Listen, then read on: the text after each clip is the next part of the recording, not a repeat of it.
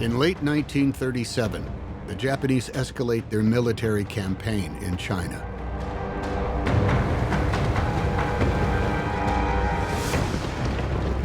They already occupy Manchuria.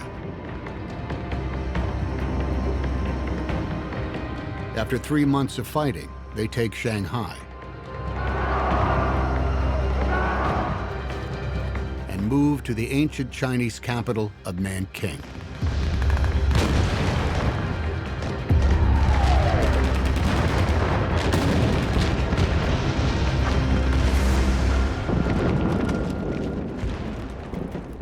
The Japanese brutality that follows will shock the world. They enter the city, and instead of just occupying it, they let the Japanese troops off the leash. They rape, they pillage, they burn, they steal. The Japanese commanders ordered their soldiers not to take any prisoners, which meant executions.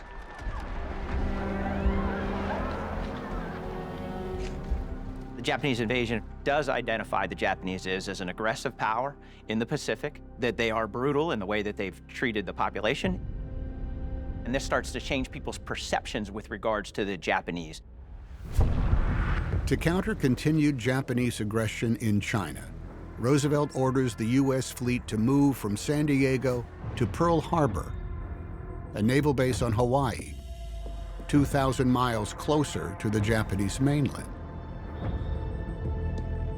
This is a land that is an extension of the United States. It is the United States.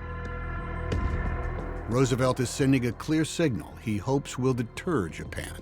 The Pacific is America's sphere of influence. He wants the fleet to be positioned far enough forward that the Japanese will take it seriously, but at the same time not to be overtly provocative by moving it to a place like the Philippines or maybe Singapore. Pearl Harbor is now the front line of American naval power in the Pacific. The Pearl Harbor naval base is perfect because it's got a narrow channel into a wide harbor with an island right in the middle. So it looks like a fortress.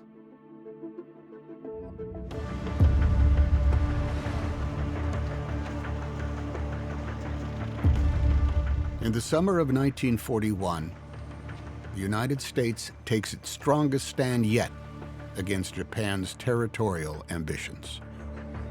The United States has been concerned about Japanese expansion and aggression in Asia for some time.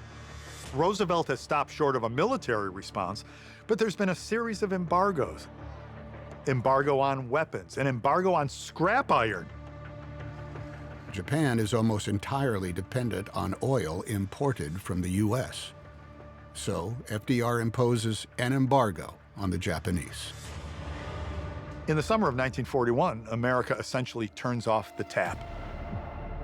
The embargo becomes a disaster for the Japanese economy and military. By installing an oil embargo, we have basically said we are going to control your future. Although meant to deter Japan, FDR's order to move the Pacific Fleet base from California to Pearl Harbor means it's now within striking distance.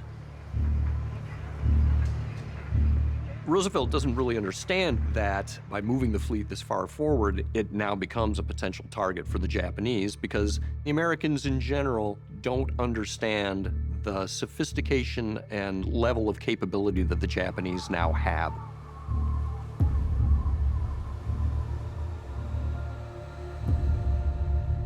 December 7th, 1941.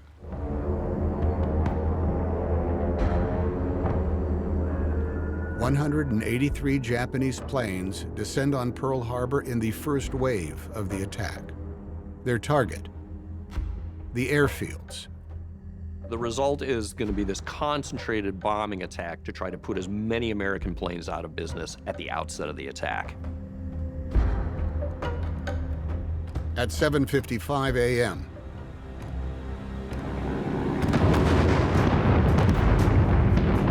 the first bombs hit.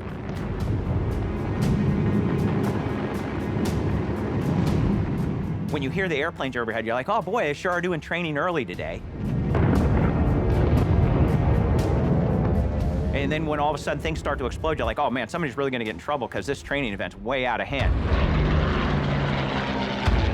Another formation of Japanese aircraft dive on the ships anchored along Battleship Row. Torpedo planes at low level and overhead bombers.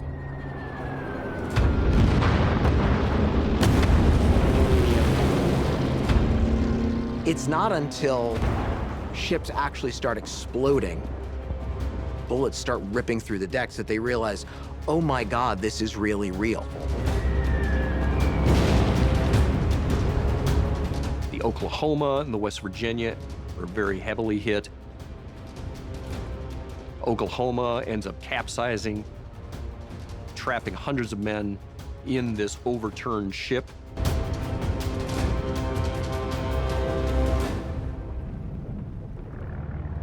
After 2 waves of attack, the Japanese withdraw.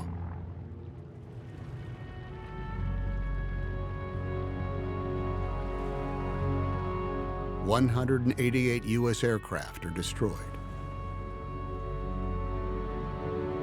1,178 servicemen and civilians are wounded. 2,403 are dead." The America that wakes up on December 8th, 1941, is a different country. The country's being tested. Are we up to this? Can we meet this challenge? We are being put in the balance, and would we be found wanting or not? At 12:30 p.m., Congress assembles. Yesterday, December 7th, 1941, a date which will live in infamy, a state of war has existed between the United States and the Japanese Empire.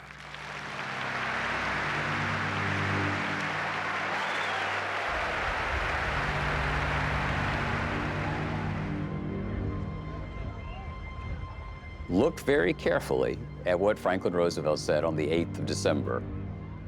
We are declaring war against the Empire of Japan.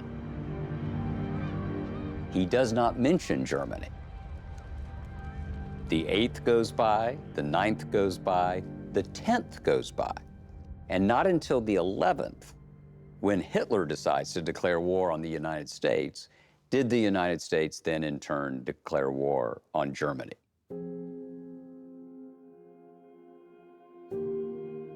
America now faces a global war on 2 fronts.